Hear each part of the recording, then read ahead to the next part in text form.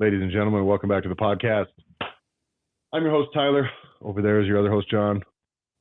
Hi, That's guys. Me. So this week, I want to bring up, I was listening to this is something you guys should do as well. Listen to other fitness business podcasts. There's a lot of great stuff out there. I think it's very important for you to just accumulate information so you understand trends. What works across the board. I want to give you a little bit, I want to arm you with a little bit of information as you go into listening to other fitness podcasts. They're all trying to fitness business podcasts. They're all trying to sell you into some sort of business coaching or business product. So are we. So just remember that. Take that all with a grain of salt. If everything pivots to the point where like, you have to do our thing or else your business is fucked, you have to hire us or else tread a little lightly, but you need to be able to extract the overall trends of what's working, because you only own 1 gym, 2 gyms, 3 gyms, or 4 gyms. Unless if you do, maybe you should start telling everyone else how it's done if you own more than that.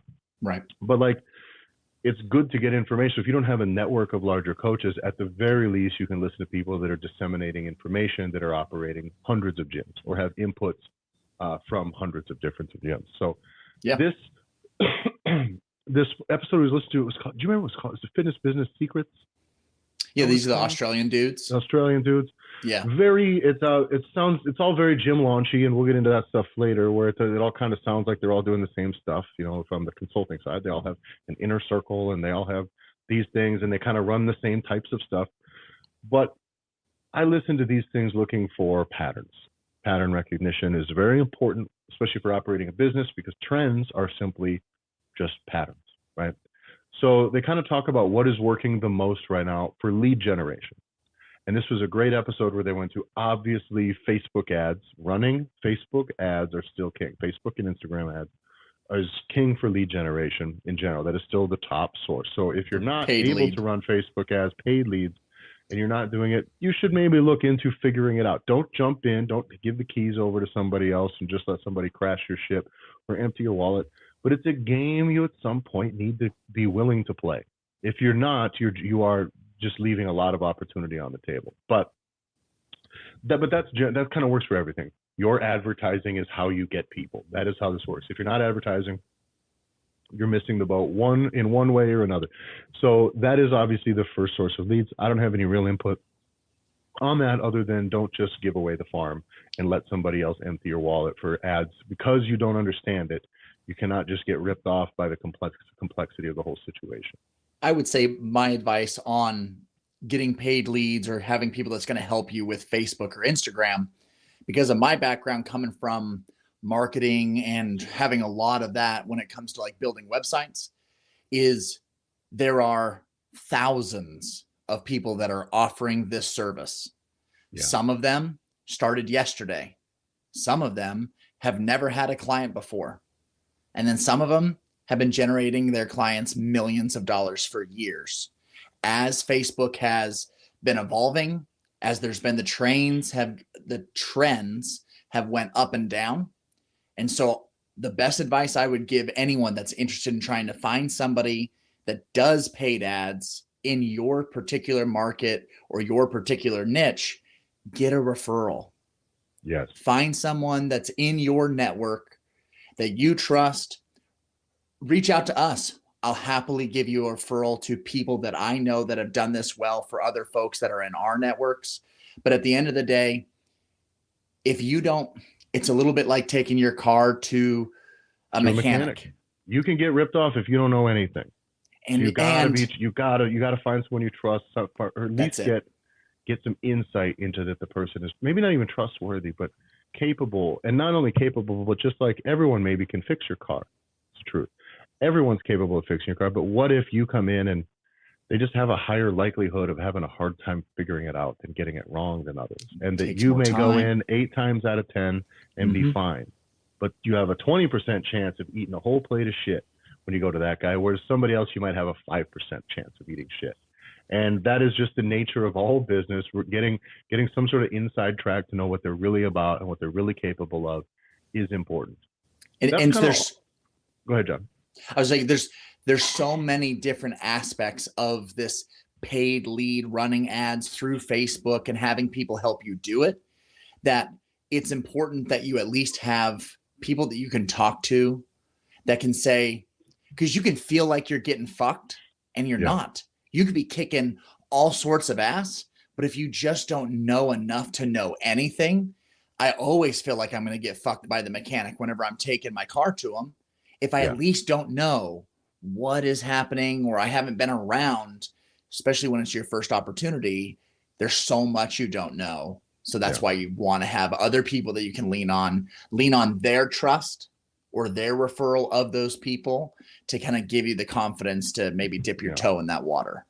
So that's kind of all I've got for ads, right? Yeah. That's thing one. Ads, leave it up to the professionals. I'm not one of those. If you're not running them, find a professional. That's it. Whatever. Figure it out. It's a game you should start playing. Don't get broke doing it. Don't ever go broke doing it. Then the next thing is your organic traffic, right? And by the way, by organic traffic, they kind of split this up into two subsections, but they are both, he said, almost equally important as because collectively they've almost produced the same as your regular ads as far as leads go, or your paid ads. And by organic traffic, we mean your business's Facebook and Instagram account that is just unpaid stuff, your posts, your giving away value, your generic calls to action, your announcements, all that stuff, and also your personal social media, that being Instagram and Facebook. Your personal and your staff, truthfully, anyone who you have who's truly bought in, who's willing to leverage personal relationships, hopefully not in a slimy way, but leverage the fact that they're a professional in this industry and use that to bring people and attract people into your business, because hopefully they're working for you in a situation where the more value they bring to your business, the more money they make. So that is very important. If you're just doing it as the owner and your business, that's okay. And that's a good starting point. But use your business account. Being able to do calls to action that are relevant, calls to action that are tight, whatever works for everybody else probably is going to work for you. So start paying extra attention to the detail when you're making posts organically, right? What types of products are working? And one of the things we picked up from this podcast, and this is a thing we've seen a lot now, we've seen it from, a lot of the franchises that work for very large consulting organizations. We've seen it for smaller franchise stuff. We've seen it for a lot of independent gyms. The most successful call to action, or what's the word, program, if you will, or however it's running, especially for ads. And we were with a client the other day, we were going through their ads and stuff for them. And what works and what people are running is challenges, whether it's 28-day challenges, 30-day challenges, 6-week challenges, 4-week challenges, however you want to cut it. That psychology for a whatever day challenge, a short-term challenge that checks a few boxes, that's relatively affordable, but a low level of commitment, that is the thing that sells. That's the thing that moves the needle. And it has I would say for sure, I've seen it heavily work for about 1.5 years for sure now. Definitely. With COVID, and I don't know if that's something that rolled out of COVID. Maybe it always was kind of working before, but it's a thing now would I encourage people to do it now? Yes, still, for sure. It kind of fits the same principle we talk about with having products that have a commitment with an end date. Is at the very least they know, like, oh, this isn't about me coming in and joining a gym forever.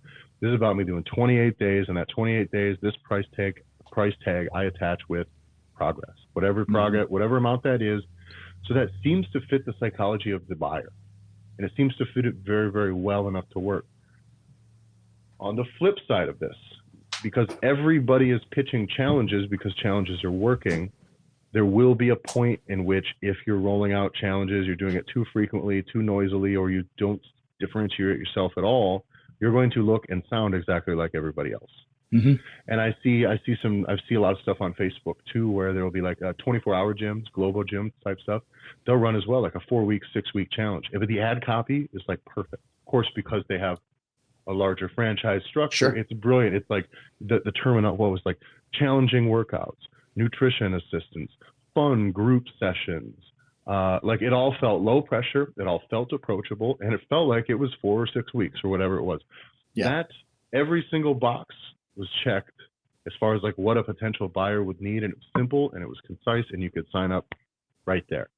Right. Or you could message if you had issue, but it went right to somebody who was going to make it happen for you. And that stuff, you read it, and it's tough when you're making your own copy and you're winging it and you're trying to explain too much about what your thing is or whatever else is going on. Mimic the concepts, the thing that makes a thing successful. You need to look at it and say, what is making it successful? Do you think that challenges are successful because they're tricking people? I don't think so. I think they're successful because they're approachable. They're not confusing. They don't sound endless. It sounds like I do this and I get this. And it only seems like it's this one commitment. And that's okay, because for people that are non-committal, that's how you do it. Who aren't quite ready to jump in for a year, they're not ready to make fitness their life, then you cannot start speaking lifelong fitness to these people. It doesn't work. You're going to have to move them, and that's a long, complicated process, educating a potential consumer.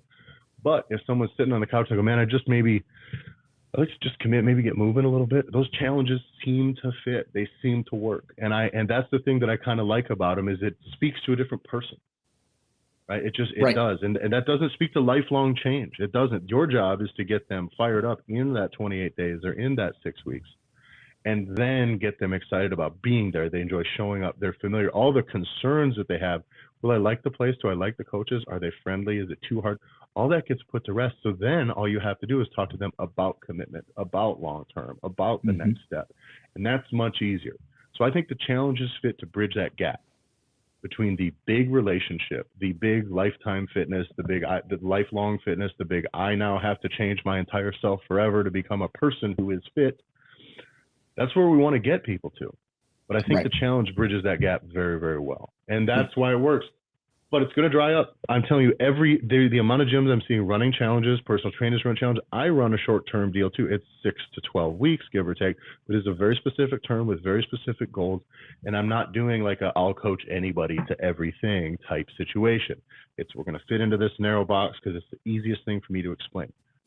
That will at some point make you sound like everybody else. And I don't know what that is. There was a time when, like, fitness boxing and fitness kickboxing. I was talking to a gym owner who owns like a 24-hour spot. And they used to do boxing and kickboxing, and this would have been 15 years ago, probably. 15, 20 years ago. It's super popular, the boxing and kickboxing stuff. Now it's coming back because it just kind of died at some point in around late 2000, late aughts, early tens. It just died. The coming in and doing cardio boxing stuff, it didn't work very well. Now it's picking up again. I was talking to him, and my guess is, one, so many gyms kind of did that, right? Just kind of work cardio boxing, box fit, kickboxing fit, Taibo, all this stuff kind of 9 round. At the same time. Got super saturated. And then the UFC showed up. Right. And it's just like, well, that's not what this is. It was a different thing. So now it became, is this really boxing? Is this what we're doing? But now I'm seeing an increase in this, in the appeal. I'm seeing an increase in the attractiveness of it. We see ad campaigns that are successful, that are pitching to like boxing fitness as much as any other regular group fitness class would work, but it's weightlifting or otherwise. So I guess the point I'm getting at is, all, like everything in fitness, in life, in nutrition, in all this stuff, everything has the potential to work until it doesn't. So mimic the things, take the things that are out there, make it yours, right? You should be able to take a challenge and figure out what is our challenge?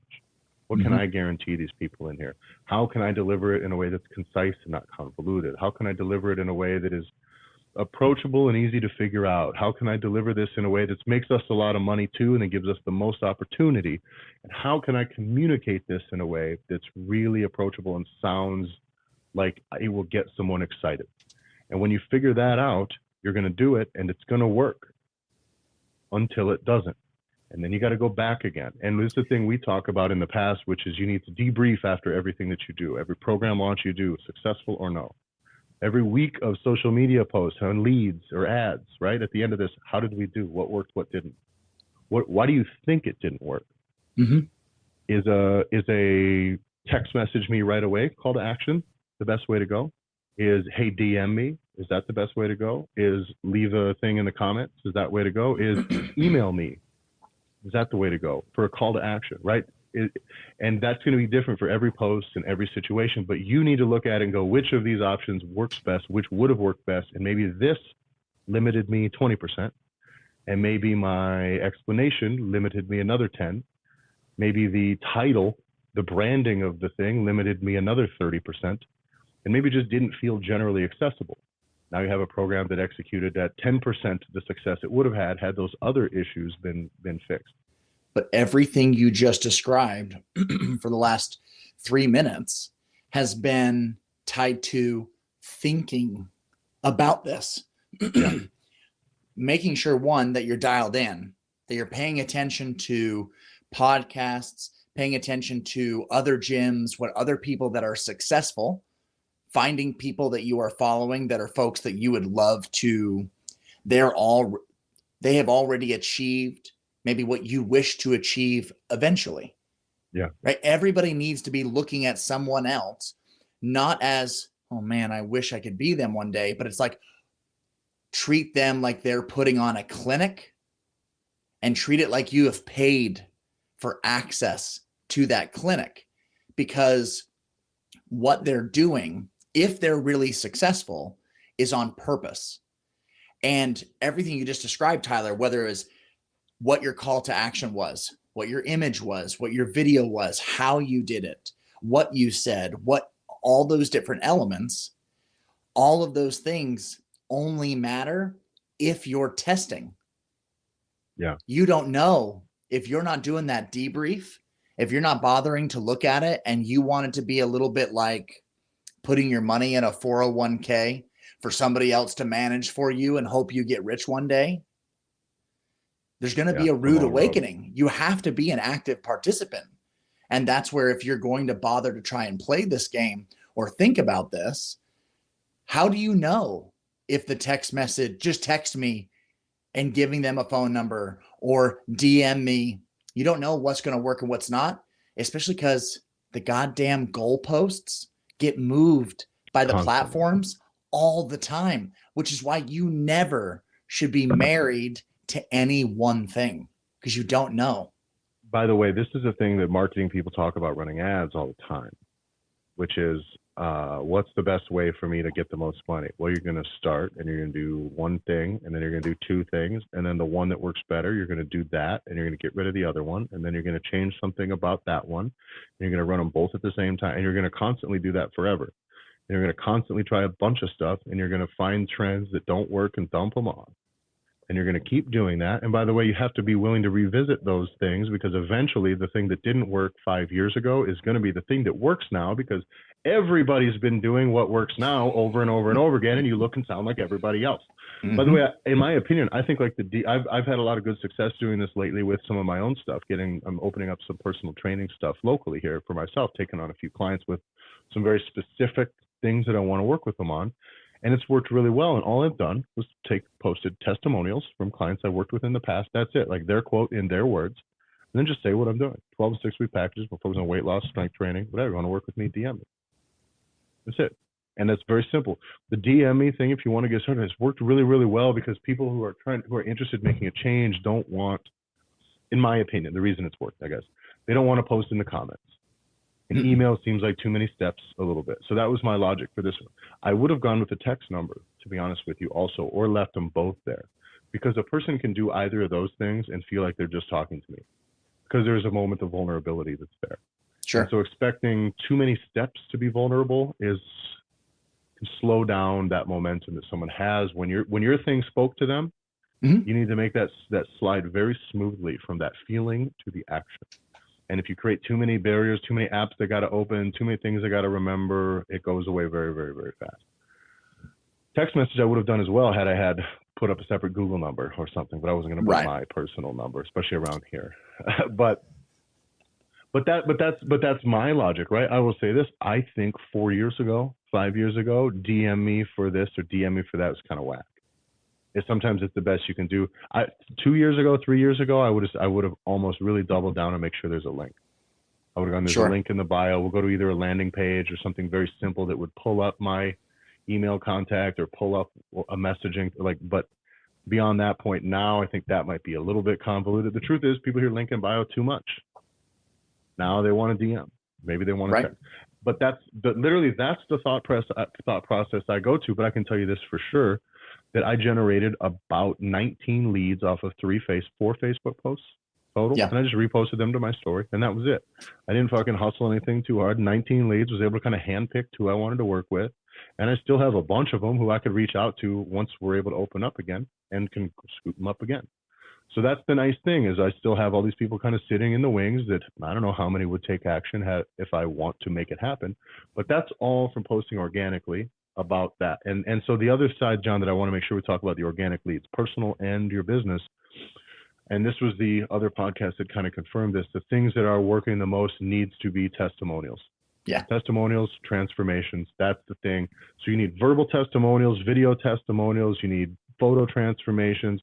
We've talked again about having data, sculpt stuff, body scans showing reduced body fat.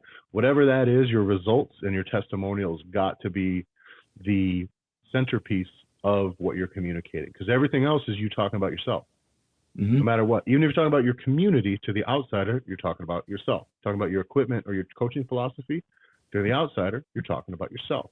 You're talking about, if you're letting a client who you've had say, I love this place, they're talking about you. They're talking about their results. They're talking about their experience. That is something they can relate to because they are them. They are not you. They are your other clients. They are not you. So you want to find lots of clients from lots of backgrounds with lots of stories. Some that want to get strong, put those forward. I put on X amount of muscle. Put on, if you want to have someone that lost 50 pounds, put that one on there too. Those, you want to make sure they'll identify with one, maybe not the other. So diverse testimonials really matters. Now, that is why it's extremely important to have testimonials as a system in your gym, meaning results, data, photos. You can't make people do them. You can't make them weigh themselves. You can't take the words out of their mouth. You can ask and you can recommend, and you can do it frequently and politely and explain in the context. We love delivering results. I really want to make sure that you can appreciate the full extent of your results. Take some before pictures, keep them for yourself. Weigh yourself. If you want the data, you want this other stuff, come in, we can get some scans because it's important. In 6 months, you'll wish you had. And then in 6 months, when they have the results, you can go through, you can re-up, and you can get them to deliver that stuff all again. But that needs to be systemized. You can't just expect, if you have 200 people, you can't expect half of them to be social media savvy and want to brag about their transformations, because that requires an ego that I have that maybe other people don't. So you need to extract it from them. You need to make it comfortable. One more thing is that when you do that, now you have a chance. You've asked 200 people, and when you do this, you may get 50 instead of 3.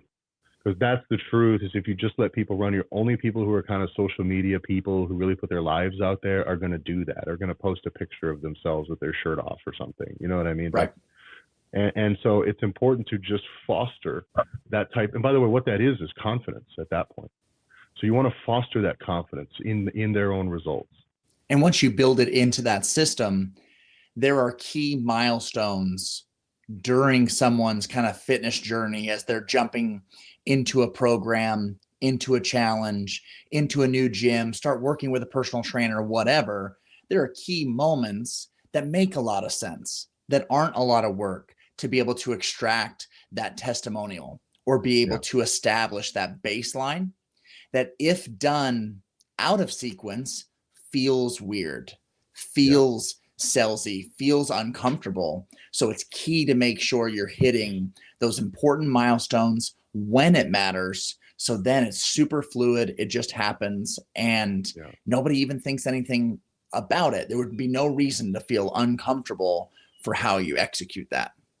Plus, you can build it into your programs. Your programs that you're launching, any specialty programs or specific tracks you're going to have, you should build that into the process. Let's weigh in. Let's get some talk. Let's speak. I'd like you to do this again after the fact. That's great. Build it into things. Build it into the correspondence. When an email goes out to set expectations, it should. Same thing when someone joins the gym. And by the way, if you do that, if you automate it like that, not only will it happen, it'll be more successful, because it's weird to talk to people about that in person. Right. In a class or even in one-on-one, that's weird. It's, hey, will you go when you go home? Like, you can do it, I suppose, but you're not going to connect to everyone on the I want to see a half naked level. You know what I mean? And if you're trying to be professional, it can just be, some of these things can be interpreted strangely, which, like, go home and take your pictures. Everybody has different backgrounds and different belief structures and stuff. So asking via email is a lot less pushy. It's a lot less forward, and it's a lot less, I don't know. It's just, to me, that's how I do it exclusively. But when you do that, now you've got the loop, the feedback loop of success. Now you have people giving you testimonials.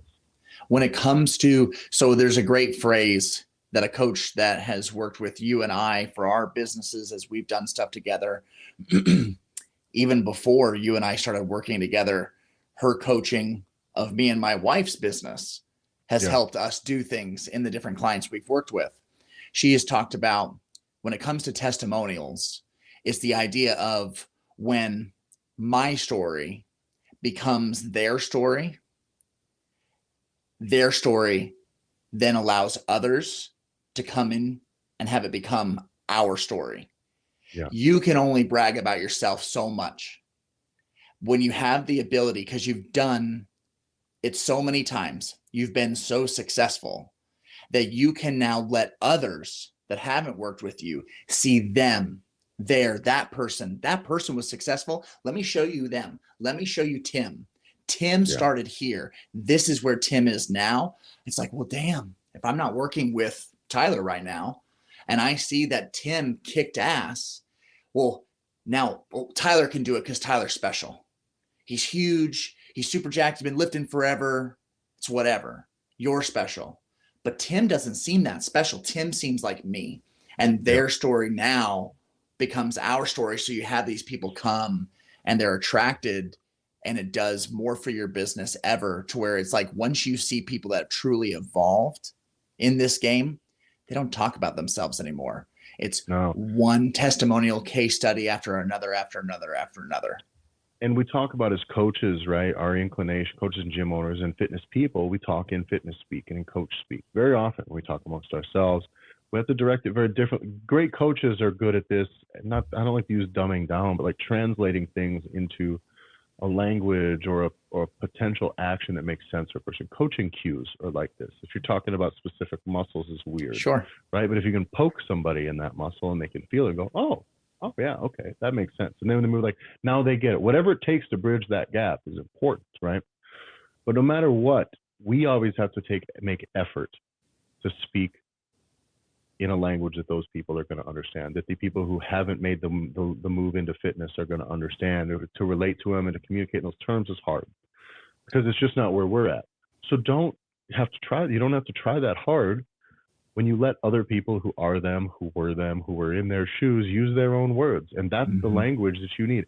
If you're going to try to write ad copy, you literally want the words of people who came in and didn't know what was what and came in and started, because that's who you're trying to attract.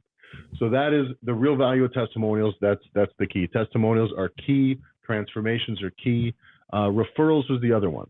And now that's very obvious. By the way, the other thing they said on this podcast, which I loved a lot, for the kind of, because you're leveraging your organic and your personal, or your organic business and personal social media platforms, transformations, of course, and all that stuff are very important in testimonials, but results have to be at the centerpiece of this.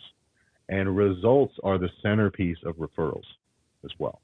So if you're going to get recommendations from somebody, you really want it to be from somebody who everybody at their office has seen them lose weight. Right. Everybody at their office has seen them walk around with the shaker bottle with your gym on it now, or whatever swag bag you gave them. Everyone at their office hears them talk about it. Every one of their friends and family hears them talk about their new gym. Everyone there is asking them, wow, how'd you lose all this weight? You're looking great. Or they're like, man, Bob has really been in a better mood lately. He is not such an insufferable prick anymore. What is going on? And he looks great.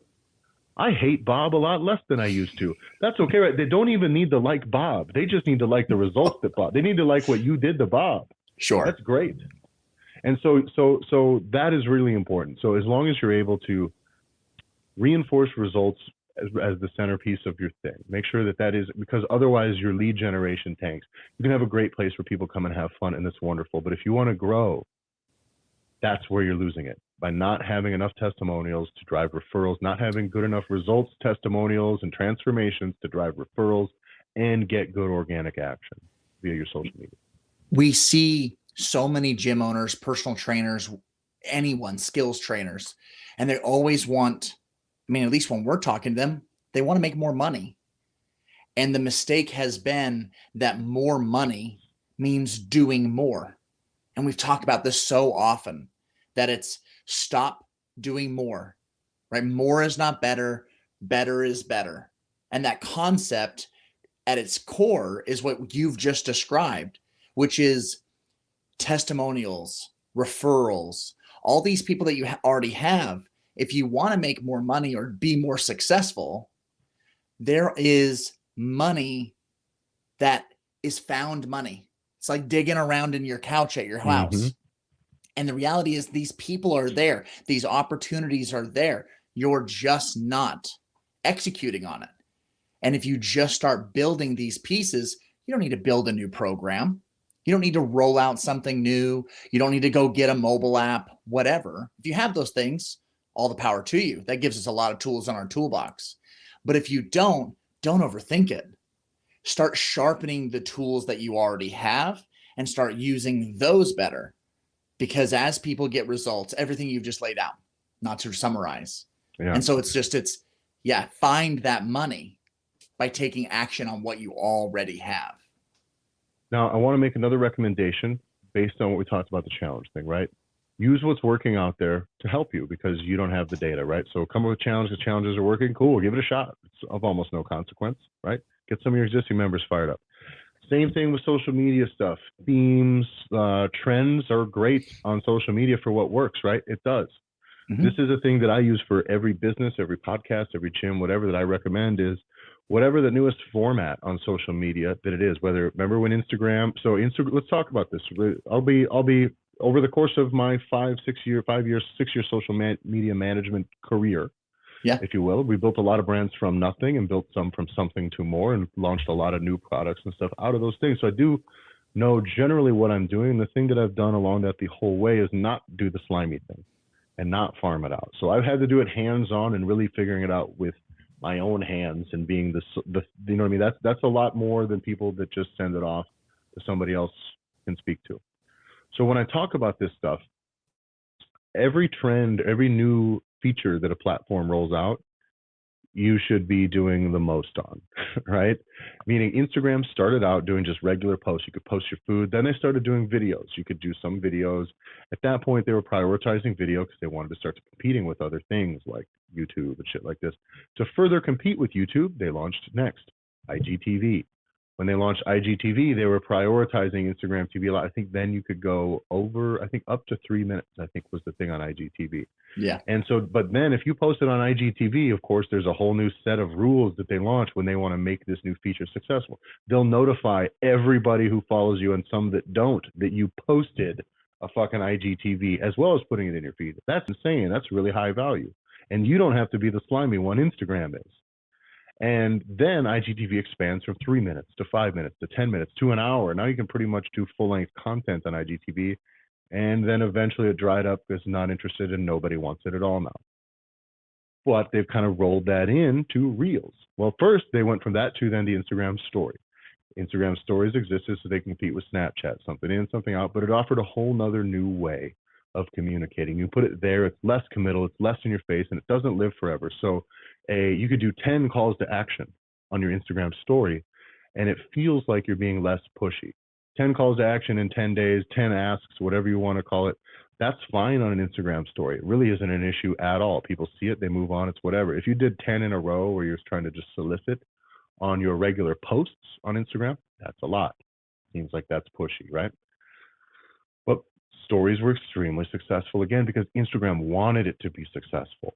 So it doesn't have anything to do with the platform as a whole or that feature. It's just like they're going to give you the most legs if you do this. They did the same thing again to try to compete with TikTok with Instagram Reels. So what do we start doing? Start making Instagram Reels.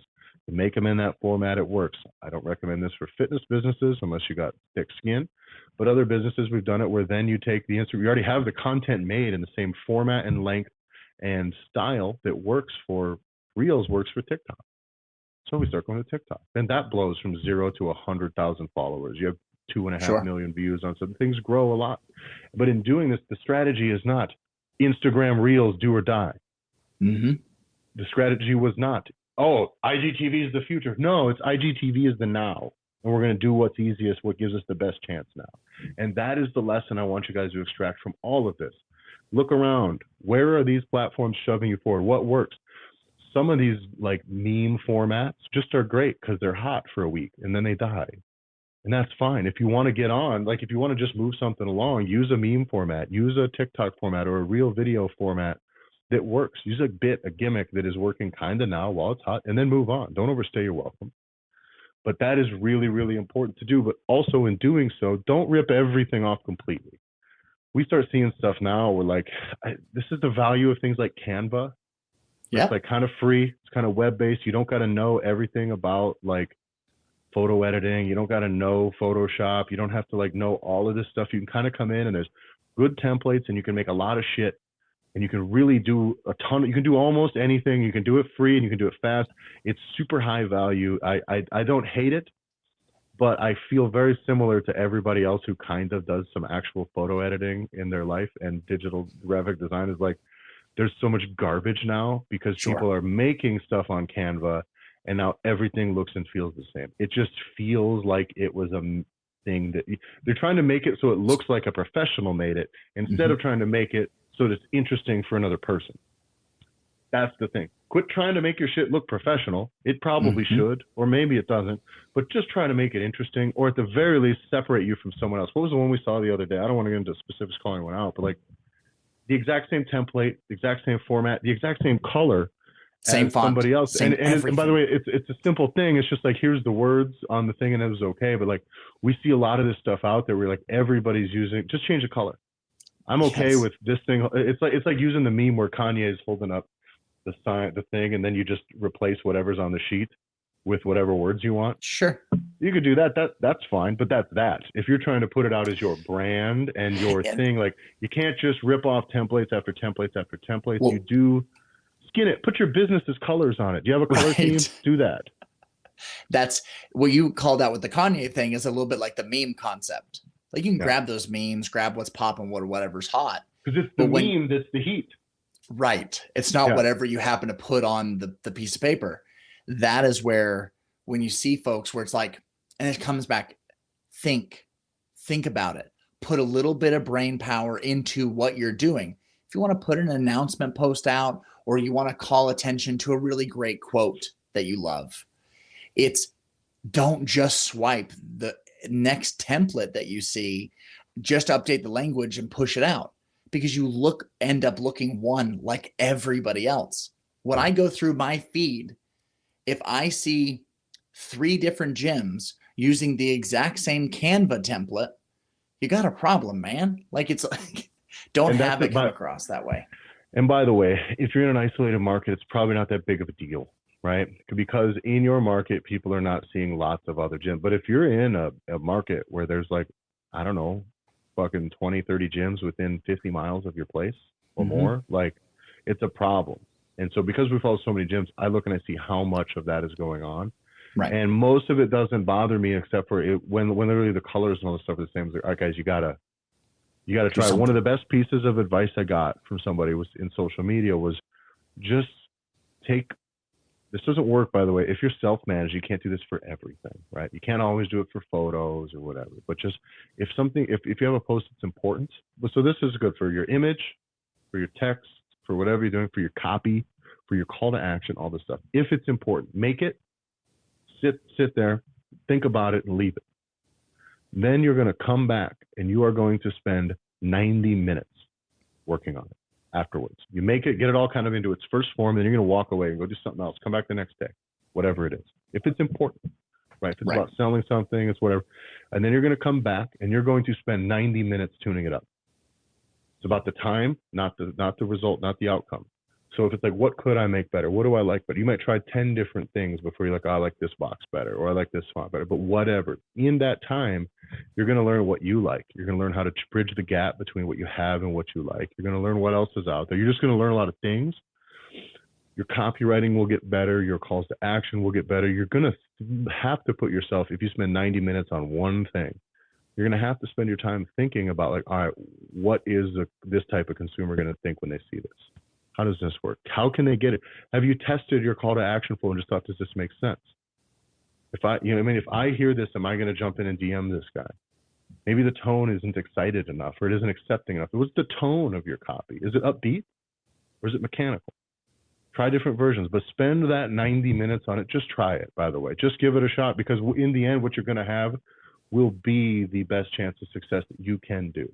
Very often people just like, I wrote the copy, I said whatever you need to do to get to me, and then I did it, I posted it, it's done, because I don't like doing it, I don't know what I'm doing. I was like, well, now you should have just paid then to have that done, because you wasted your time and now you're not going to get any action. I would say I like the idea of the mental exercise of doing that.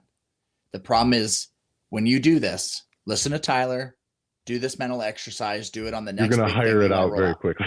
Well, yes, but what you're going to do is you're going to spend whatever the amount of time is to do the first version, step away, come back, now dump another 90 minutes into it. You're going to post it, and only your mom is going to comment and like it. And that's okay. And that's why the other end of the spectrum is a volume game, to just play, participate. Yeah. Don't act like every post that you put out there is going to have to hit a grand slam. I love the analogy of our job, your job is to hit singles. If we're using baseball, right? Hit singles, get on base, just get it out there, start putting some thought into it. Put the bat on the fucking ball. That's you it. Figure out how to do that often enough, eventually you're going to send one out of the park. And that is the nature of the 90-minute exercise. You're going to get out there and you're going to learn how to put the bat on the ball. Right. Yeah. Another big thing that I saw at the turn when shit really went south for 99.8% of the world, except for South Dakota and Florida. I had a lot of gym owners and personal trainers that I was affiliated with through the work, Tyler, that you and I did for years together. Yeah. And as soon as everybody got locked down, I got the most common message that I received was, how do I build a course? Now, the only reason why I received that message is because I had so many people see me assist another company that was a fitness company, right, through StrongFit, helping them build courses and manage tons of shit online. Which was hilarious because we were building courses predicting what? Not COVID, but predicting the fact that at some point going constantly to in-person seminars, that trend will dry up eventually. So we need to start, let's diversify a little bit. Let's put eggs in another basket. So we were making seminars, having no idea that, or making courses, plenty of them, pivoting to this thing, not having an idea that COVID was coming. No, we were doing... Everybody wants a fucking seminar, or everybody wants a fucking online course now. And Willem said the same thing. Do you remember this?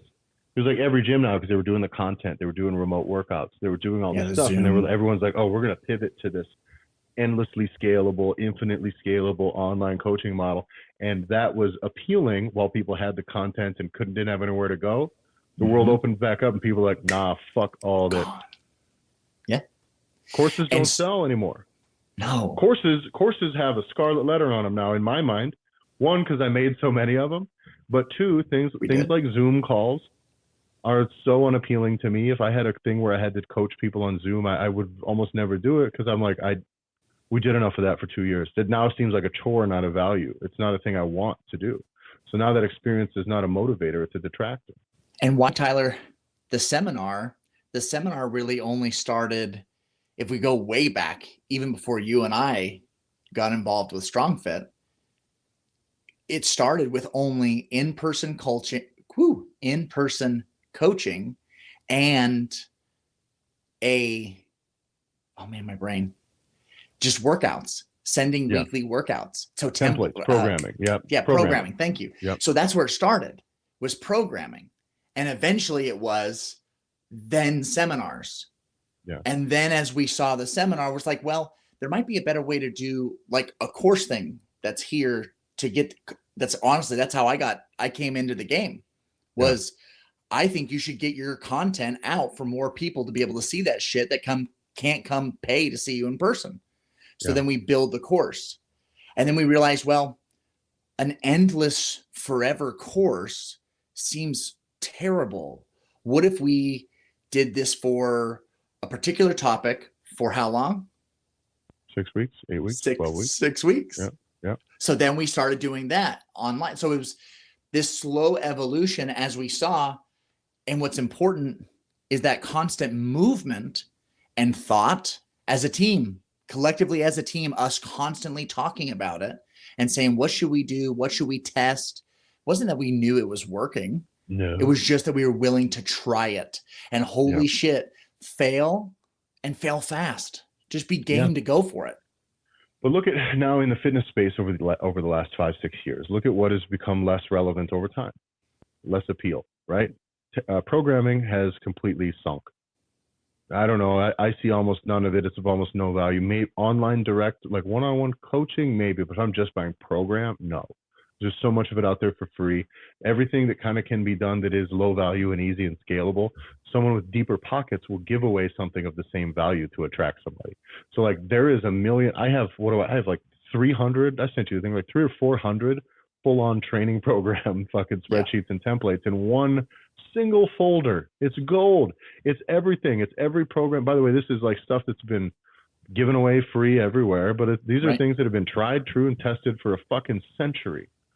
What some other guy, like, there's no value for me to buy programming from anybody. I don't care. I would just rather think and look at the thing. And so that has gone by the wayside as the fitness space is kind of soaked up in the internet.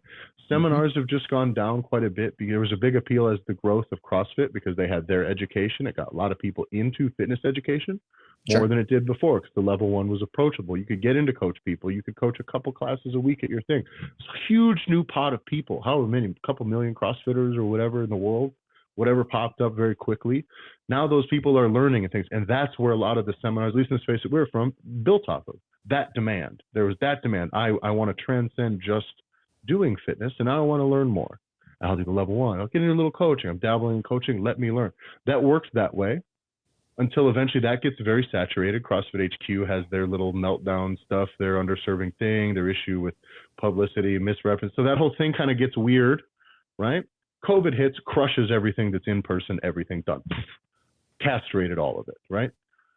Online courses were kind of a thing before. They were growing. They grew from the marketing space, from all the other things, but then eventually it dried up as well because of COVID.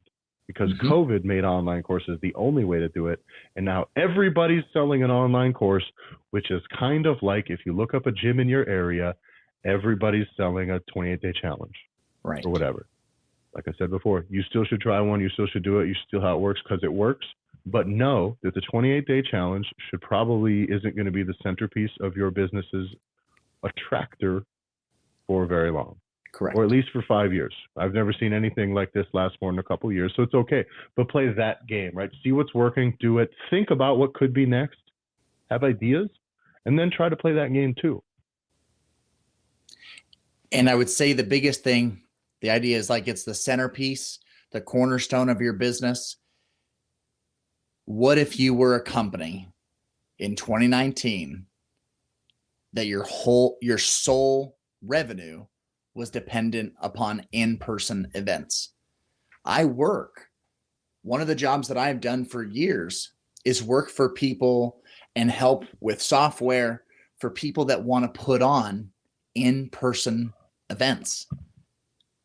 If that is the only way that you make money, it has been a rough 36 months.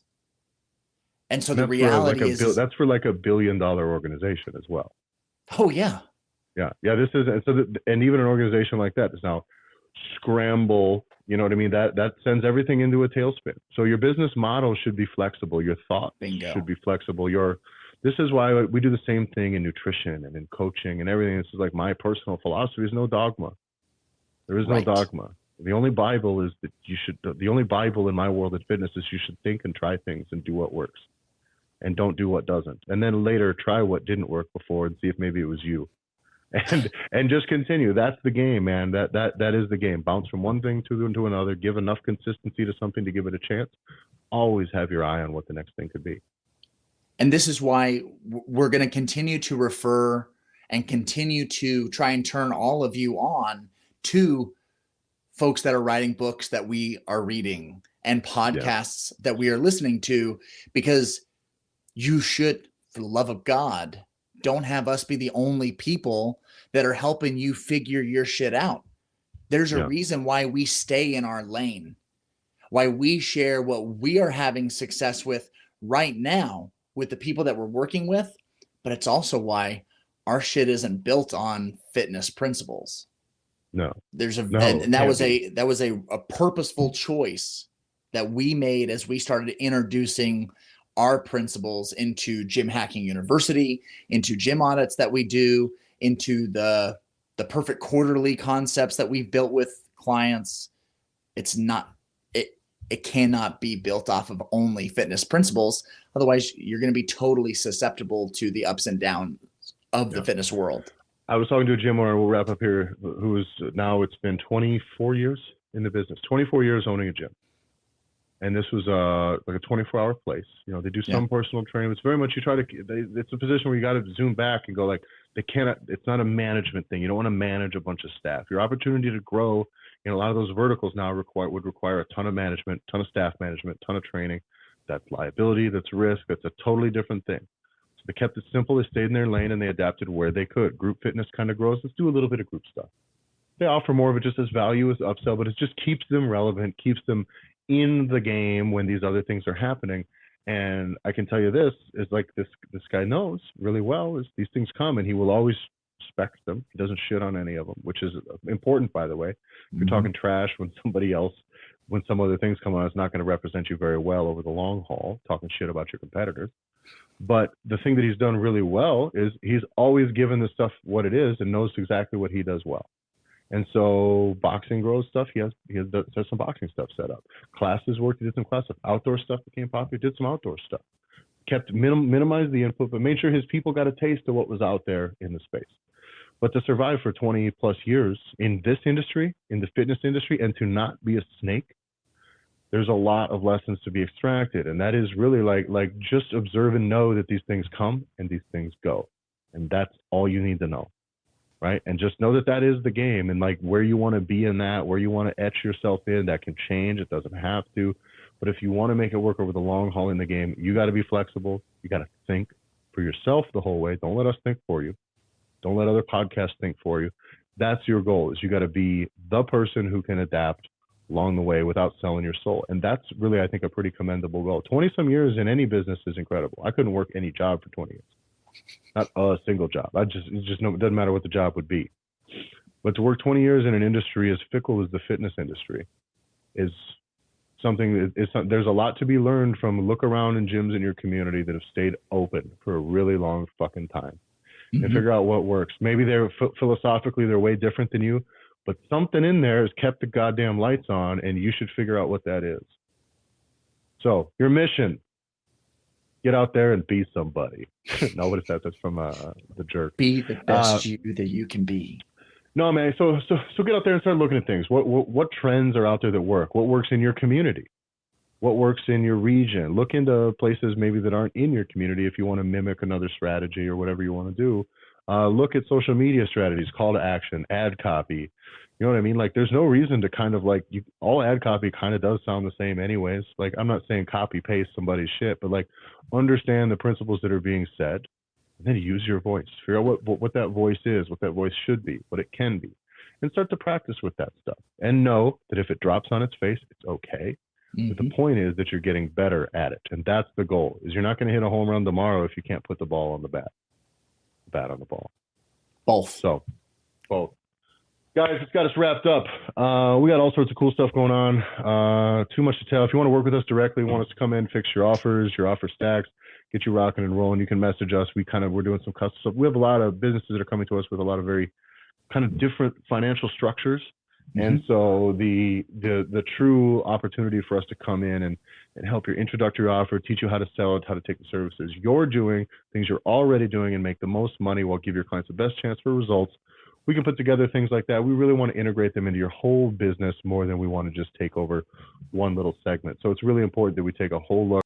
So shoot us a message. We'll get on a call with you for free and talk to you about what we can do. Excuse me. What we can do, could do, and what it would cost for you. But we want to make it approachable, make you start making money right away. And then from there, you can decide to scale things up from there.